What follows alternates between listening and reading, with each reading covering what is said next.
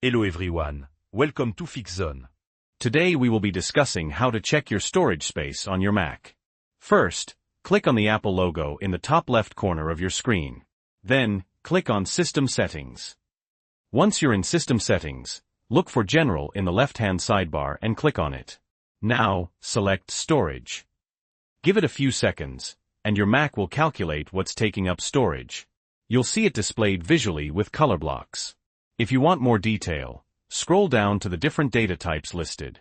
To see a breakdown of what's using space within each category, click the eye icon next to the data type. A really cool feature here is that you can delete data directly from this table. Just select what you want to remove, and then click the Delete button. This will free up storage on your Mac. Alternatively, you can optimize your storage by moving everything to iCloud. Click on the Optimize button.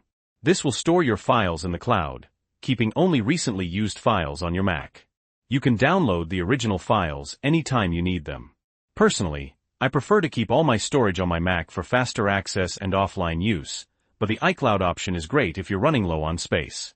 So, if this video was helpful, please leave a like. And if you have any questions or comments, leave them below. Don't forget to subscribe for more FixZone tutorials.